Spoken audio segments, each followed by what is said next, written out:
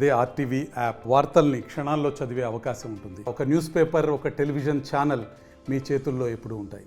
చిన్న వయసులోనే తల్లి చనిపోవడం, ఆ తర్వాత తండ్రి విడిచిపెట్టుకోవడం, తన చెల్లెలు తను కూడా ఓషన్ అనేది చాలా ఇబ్బందికరమైన పరిస్థితుల్లో తన చెల్లిని ఒకవైపు చదివిస్తూనే మరోవైపు నలుగురికి ఏదో సేవ చేయాలంటూ ఒక తలంపుతో ముందుకు వచ్చినటువంటి నేపథ్యంలో అనంతపురం చెందిన శేషాద్రి మరి 44 సార్లు రక్తదానం ఇవ్వడమే కాకుండా దాన్ని 4,000 మందికి పైగా రక్తదానం ఇప్పించినటువంటి నేపథ్యం. మరి ఇటువంటి పరిస్థితుల్లో చాలా సామాజిక సేవా కార్యక్రమాలు చేస్తున్నటువంటి పిల్లలకు పుస్తకాలు కావచ్చు, లాంటి ఏదైనా ఫుడ్ పంపిణీ చేయడం కావచ్చు, ఇటువంటివన్నీ చేస్తున్నటువంటి నేపథ్యంలో మరి మనతో పాటు శేషాద్రి ఉన్నాడు. ఇటువంటి కార్యక్రమాలు చేయడానికి ప్రధాన కారణం ఏంటి? ఆయనకి ఎదురైనటువంటి అనుభవాలు ఏం చెప్తారు? ఆయన మాటలు వినే ప్రయత్నం చేద్దాం. సరే, ఏంటి మీరు ముఖ్యంగా రక్తదానం ఇన్నిసార్లు చేయడానికి, ఇన్నిసార్లు మీ ఫ్రెండ్స్ తెప్పియడానికి ప్రధాన కారణం? మాకు ఊహతంగా చిరంజీవి అభిమాని, ఆయన స్ఫూర్తితో జల్సా సినిమా చెప్పానమాట. మనం ఏ దానం చేసినా విద్యా డబ్బుతో కూడా ఒక రక్తం మంచి మనసుతో కూడుకున్నది కాబట్టి రక్తదానం చేయండి అన్నారు. ఆ స్ఫూర్తి మాలో రక్తదానం చేద్దాం ఉద్దేశంతో మనము రక్తదానం ముందుకు వచ్చాము. నేను ఫస్ట్ బ్లడ్ బ్యాంక్ వెళ్ళినప్పుడు, రెడ్ క్రాస్ బ్లడ్ బ్యాంక్ వెళ్ళినప్పుడు చెప్పాను అనమాట, బాబు నీ వయసు 18 సంవత్సరాలు నిండలేదమ్మా, నువ్వు ఇవ్వకూడదు, రక్తం 18 సంవత్సరాలు దాటి ఉండాలి, 60 సంవత్సరాల లోపు ఉండాలన్నారు. అప్పుడు తెలుసుకున్నాం మనం 18 సంవత్సరాల పైన దాటిన రక్తం ఇవ్వాలనుకున్నాం. అదే స్ఫూర్తితో 2013లో నేను మొదటిసారి రక్తం ఇచ్చాను. అది అన్నయ్య చిరంజీవి స్ఫూర్తితోనే రక్తం ఇస్తున్నాను. ఒకరోజు ఒక జీవన్జ్యోతి హాస్పిటల్లో ఒక పేషెంట్కు దెబ్బ తగిలి బీ-నెగిటివ్ బ్లడ్, అత్యవసరంగా బీ-నెగిటివ్ బ్లడ్ కావాలన్నప్పుడు వాళ్ళు చాలా ట్రై చేసి ఎక్కడ దొరకడం లేదు. మా ఫ్రెండ్ సిస్టర్ బీ-నెగిటివ్ అవ్వడం, అమ్మాయి అన్న అట్లా బ్లడ్ ఇచ్చేపోతాను వస్తామని నేను పోవడం, అవి చూశాను అనమాట. రక్తం దొరక ఇంతమంది ఇంత ఇబ్బందులు పడుతున్నారు, మనకి రక్తం ఇవ్వడం కాక రక్తం ఇప్పించి ఎంతో ఉపయోగపడుతుందని నా మిత్రులు చెప్పడము, వాళ్ళు ముందుకు రావడం, సపోర్ట్ నిలవడము. అప్పుడు నిరంతరంగా 2015 సంవత్సరం నుంచి నేను నా మిత్రులంతా కలిసి రక్తదానం ఇతరులతో రక్తదానం చేస్తున్నాం కూడా. మీ చిన్నప్పుడే తల్లిదండ్రులు మీరు కోల్పోయినప్పటికీ కూడా ఇటువంటి సేవా కార్యక్రమాలు చేయాలని ప్రధానంగా ఎందుకు ఈ సేవా కార్యక్రమాన్ని ఎందుకు ఎంచుకున్నాం? మనం ఎన్నిలో బతికామని కాదు, మనం చేసిన మన సేవే 100 సంవత్సరాలు బతుకుతుంది అనే ఉద్దేశంతో మేము సేవా రంగంలో అడుగుపెట్టాము. ముఖ్యంగా ఇప్పుడు రక్తదానమే కాకుండా ఇతరత్ర సామాజిక సేవా కార్యక్రమాలు ఏమేమి చేస్తుంటారు? రక్తదానం కాకుండా నేత్ర అవగాహన కార్యక్రమాలు, వృద్ధాశ్రమాలతోనేమి, అనాథాశ్రమాలైతే వాళ్ళకి నిత్య సరుకులు అందించడము, అన్నదాన కార్యక్రమం నిర్వహించడము, చనిపోయిన అంత్యక్రియ నిర్వహించడము, ఏమన్నా పేద విద్యార్థులు ఉంటే వాళ్ళకి ఫీజు సాయం చేయడము అంతా చేస్తున్నాం. అనంత ఆశ్రమం ద్వారా చేస్తున్నాం. మేము చిన్నప్పుడే మీ తల్లిని కోల్పోయినప్పుడు మీ చెల్లెల్ని కూడా ఉన్నత చదువులు చదివించారని చెప్తున్నారు. మీరేం చదువుకున్నారు? మీ చెల్లెలు ఏం చదివించారు? నేను డిగ్రీ చదివాను. మా చెల్లి MBA పూర్తి చేసింది. మా అమ్మ 2009లో మా అమ్మ చనిపోవడము, అప్పటికే మాకు 17 సంవత్సరాలు నాకు. ఆ తర్వాత కొంచెం ఇబ్బంది పడ్డాను.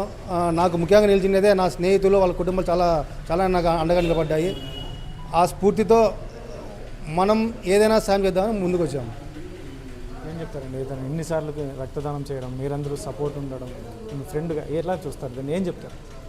ఇది చాలా స్ఫూర్తిదాయకంగా తీసుకునే అంశం. ఎందుకంటే నాకు చిన్నప్పటి నుంచి శేషాద్రి తెలుసు, ఇద్దరం ఒకటే స్కూల్లో చదువుకునే వాళ్ళం. అప్పటి నుంచి కూడా ఏదో ఒకటి ఇట్లా సేవా కార్యక్రమాలు, నాట్ ఓన్లీ బ్లడ్ డొనేషన్, ఏదైనా సామాజిక సేవ అంటే ముందుంటారనమాట. మనకు వృద్ధాశ్రమాలకు, నేను నా పిల్లలు బర్త్డేస్ లేకపోతే ఏ ఫంక్షన్ ఏదొచ్చినా ఈవెంట్, ఏదైనా వృద్ధాశ్రమంకో లేకపోతే బ్లడ్ డొనేట్ చేసేది, వృద్ధాశ్రమాలకు, అనాథాశ్రమాలకు పంపిణీ చేయడం, నిత్యావసర సరుకులు, ఇట్లా ఏదైనా కూడా శేషాద్రి వల్లనే మేమంతా అవలంబిస్తున్నాము.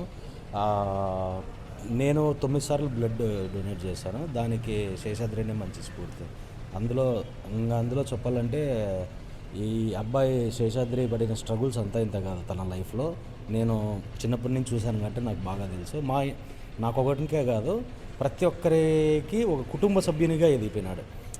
మేబీ వాళ్ళ అమ్మ చనిపోయిండొచ్చు, బట్ తనకంతా అందరూ ఒక తల్లిదండ్రుల మాదిరి చూసుకున్నారనమాట. మా ఫ్రెండ్ సర్కిల్లో మా ఇంట్లో కూడా ఒక కుటుంబ సభ్యునిగానే ట్రీట్ చేస్తున్నారు అంతా. చాలా ఇది ఎవరికైనా కూడా నెక్స్ట్ వచ్చే తరాలకు, చిన్నపిల్లలకు, ఇప్పుడు యూత్ జనరేషన్ వాళ్ళకి ఏదైనా కూడా ఖచ్చితంగా కొద్దిగా స్ఫూర్తి అయితే ఖచ్చితంగా అట్లీస్ట్ 10% అనేది తీసుకుంటే చాలా మంచిది. చాలా ఎంతమందికి, మా బావగారు చనిపోయారు కోవిడ్లో, అప్పుడు చనిపోకముందు చాలా ఎమర్జెన్సీ కావాలంటే నేను చాలా స్ట్రగుల్ అనే థాట్ కూడా రాకోకుండా వెంటనే నాకు ఆల్మోస్ట్ ఒక 10 to 15 మెంబర్స్ రీచ్ అయినారు.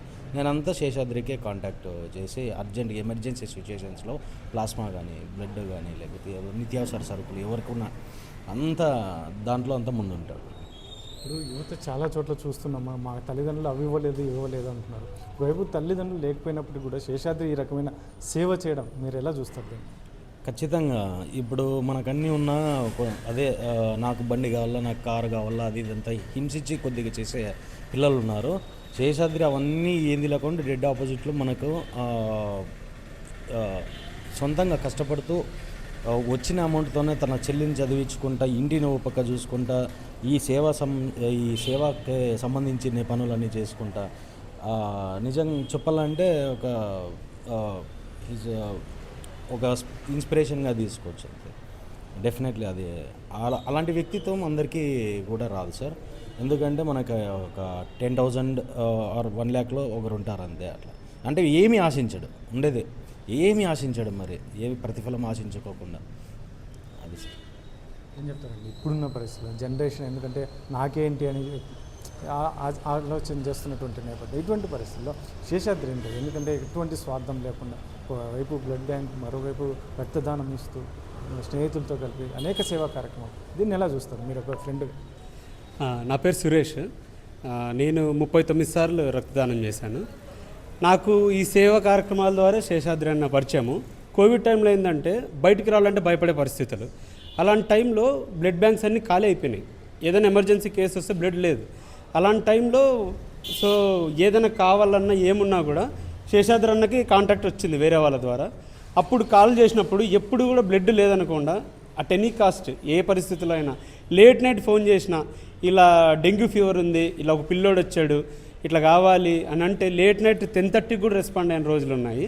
సో నాకు ఇంకా పెద్ద బ్రదర్ లాగే అన్న. సో చాలా ఇన్స్పైరింగ్ అనిపిస్తుంది. అంటే ఒక పర్సన్ డబ్బు ఉంటే ఏదైనా చేయొచ్చు, కానీ ఫినాన్షియల్గా అంత స్ట్రాంగ్ ఏం కాదన్న. నాకు ఎవ్రీబడి నోస్ దట్. బట్ ఆయన ఎలా చేయగలుగుతున్నాడు, ఆ టైం ఎలా ఇవ్వగలుగుతున్నాడు అంటే ఎంత సెల్ఫ్లెస్గా వర్క్ చేయాలి. It's not easy. మనకి ఇప్పుడు సింపుల్గా మా టైంలో బైక్ కావాలంటే, నాకు సైకిల్ కావాలంటే హోమ్ ట్యూషన్ చెప్పి కొనుక్కున్నా సైకిల్. కానీ ఇప్పుడున్న జనరేషన్కి easy, bike easy, phone easy, everything easy. ఇలాంటి వాళ్ళ డబ్బులు అంత ఈజీగా దొరుకుతున్న టైంలో ఫినాన్షియల్గా స్ట్రగుల్ అవుతూ కూడా సొసైటీ కోసం వర్క్ చేయడం అనేది కొంచెం difficult thing. But he's doing it. అది లోపల నుంచి రావాలి. సో ఐ హోప్ ఇంకా కొంచెం మంచి, ఇంకా ఎత్తుకు ఎదగాలి, మంచి పేరు రావాలి. ఆయన చూసి చాలామంది ఇంకా ఇన్స్పైర్ అవ్వాలి. నేను 39 సార్లు ఇచ్చాను, ఇంకా అంటే ఆయన్ని చూసి నడుస్తున్నారు. సో అలాగే వేరే వాళ్ళు కూడా చూసి కొంచెం బ్లడ్ డొనేషన్ కానీ ఇంకా సేవా కార్యక్రమాలకు కానీ ముందుకు రావాలని హోప్. Thank you. ఇదైతే చూడొచ్చు శేషాద్రి చేస్తున్నటువంటి సేవా కార్యక్రమం అంత ఆషామాషి విషయం కాదు. ఎందుకంటే తను ఫైనాన్షియల్గా కూడా ఇబ్బందికరమైన పరిస్థితులను ఎదుర్కొంటూనే ఒకవైపు మరోవైపు సమాజానికి ఏదో చేయాలనే తపన. ఆయనను చూసి చాలామంది ఇన్స్పైర్ అవుతున్నటువంటి నేపథ్యం. ఎందుకంటే శేషాద్రి ఫైనాన్షియల్గా చాలా వీక్ ఉన్నటువంటి నేపథ్యంలో ఒకవైపు కుటుంబాన్ని చూసుకోవాలి, మరోవైపు తన పోషణ చూసుకోవాలి, ఇటు సేవా కార్యక్రమాలు చేయాలంటే అంత ఆషామాషి విషయం కాదు. ఇటువంటి పరిస్థితుల్లో ఇప్పుడున్న జనరేషన్ చాలా ఈజీగా అర్నింగ్ కావచ్చు, లాంటి తనకేంటి అని చెప్పి ఆలోచన చేస్తున్నటువంటి నేపథ్యంలో మరి శేషాద్రి అనంతపురంలో ఇక్కడ ఏదైతే ఉందో సేవకు ఎక్కడ తక్కువ లేదు అని చెప్పి అనంతపురం జిల్లా వాసులు ఎన్నోసార్లు నిరూపిస్తున్నటువంటి నేపథ్యం. ఆ కోవలేకే చెందుతున్నటువంటి శేషాద్రి కూడా అతన్ని చూసి చాలామంది ఇన్స్పైర్ కూడా కావాలని అతని స్నేహితులు కూడా కోరుతున్నటువంటి నేపథ్యం. Camera person Sudhakar, Challaka Nayudu, RTV Anantapuram. మరిన్ని వీడియోస్ కోసం ఛానల్ ని సబ్స్క్రైబ్ చేయండి. లేటెస్ట్ అప్డేట్స్ కోసం వాట్సాప్ ఛానల్ ని ఫాలో అవ్వండి. ఆ లింక్ డిస్క్రిప్షన్ లో ఉంది.